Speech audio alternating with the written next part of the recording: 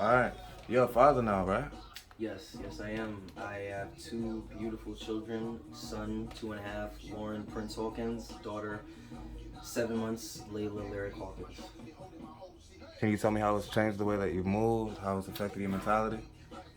So when I found out that I was going to be a father the first time, I was filled with such joy for the simple fact that I was relieved that I could have children.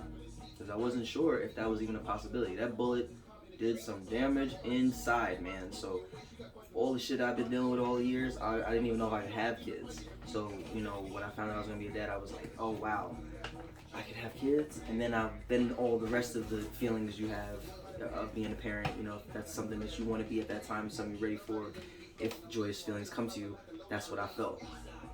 And from there, it ignited a hustle in me that I didn't have before. It ignited in me like, yo, you gotta go and make shit happen. You gotta get it done, because I had that before, but really just more of a, for self type of mentality. Having a child and building a family, I was like, no, now you gotta go get it by any means necessary for them.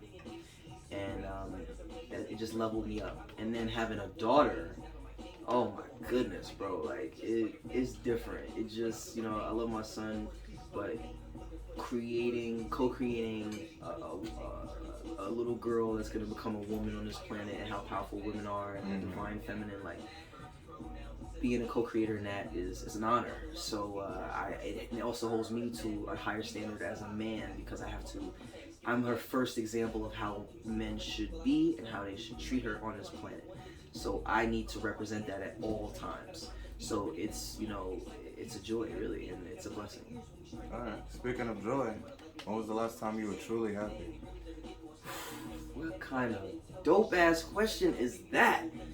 The last time I was truly happy? Well, I mean, to be honest with you, it's been the last couple of days have been really, really rough for me. I got a lot going on, and I don't particularly care to share right now. But I'm in a cocoon right now. I'm in a chrysalis right now. I'm waiting to become the next butterfly version of myself. And it's dark in the cocoon. It's dark in the chrysalis. So but the last time I was truly happy,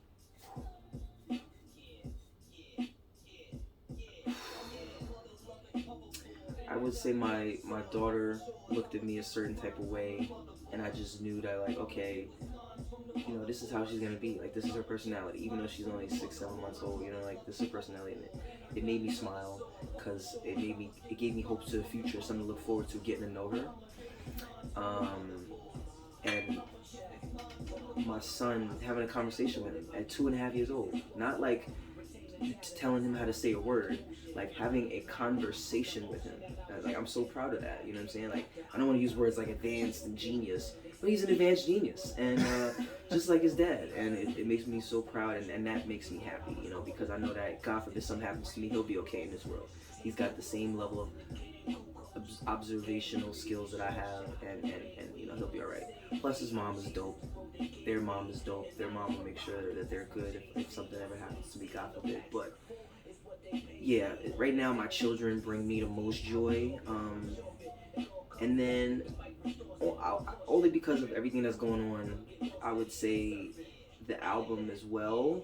Not 100% because of everything that's going on, but the album, completing that, putting that out in the world, and having people really receive Computers for the Hood, available on all platforms right now. Vinyl coming out, pre-order, INTeLLMakesMusic.com. Having that out to the world as I wanted it to be, and getting the reception that it's been getting, that brings me joy. That brings me joy and happiness. Not as much as the kids, but yeah, right now that's what keeps me going. And then the ability to continue to create. Shout out to Blurred Noise Studio, providing sanctuary for me in a place of in a time of confusion and great change in my life. So having that space to create is a blessing. So these are the things that bring me happiness and joy currently. So make sure y'all find something to every day bring you happiness and joy. Something small, something medium, something big. Do you deal with depression? Yes, on and off since I was in junior high school, because I was huge and no girls wanted me. I I call that baby depression. You know what I'm saying? Because junior high school kids and kids even younger are capable of experiencing depression. You know, depression as they say it is, or as it's defined. Because what it really is your body telling you that you need deep rest, son. You need to take just a chill from whatever it is you're doing. Overstimulation is a thing. You know what I'm saying? We are Neanderthals and cavemen living inside a computer. You know what I mean? Like the world around us is advancing at a rate that is astronomical, right? But we still are thinking that our brains are still thinking that a saber-toothed tiger is gonna attack us, or a woolly mammoth. But we just think that it's, oh, I gotta go to work today. Oh, I'm gonna be late. Oh, does this girl like me? I don't know. You know what I'm saying? Anxiety. It's really fight or flight, which was created to keep you alive, to discern, for the human body to discern between something that's going to harm it and something that's not. But how does, the brain wrap its mind around everything that it's doing externally and internally? It's just too much. And I feel, because of that, people just, even at a young age, can deal with depression and deal with anxiety and deal with these issues that adults deal with every day. It's not just an adult world. We're all human beings on this planet. From the time you're born to the time you die, we all experience the same thing. So we're leaving a huge portion of the population out by saying like, oh, he just needs some Ritalin, or oh, he's just hyper, or he just don't listen. Like, nah, kids deal with some real shit, and I've been dealing with depression since I was in junior high school, and I still deal with it now, but I have ways of getting out of it quicker, because you can, just sit in it. You can just sit in it, but if you want to be out of it, then you find ways to get out of it, and I get out of it through art and through the responsibility I have to provide for my family and my children. And you have children now. Does that leave you facing the fear of death? Oh, mortality. I used to be afraid of death for a long time, because I thought that when you die, it's just you just land in a coffin and it's just black, and that's it forever. You like sleeping in a coffin forever. That was my understanding of the afterlife for a long time, because all these religious people around me, and go to church and believe in God, no one really sat down and was having real conversations like, yo, like, this is what I believe, this is what science says, and this is what I believe, and this is what people say. Right. No one ever did that. They just let you learn on your own, which is cool, because I eventually learned and found my own belief, but for a long time I was afraid of death.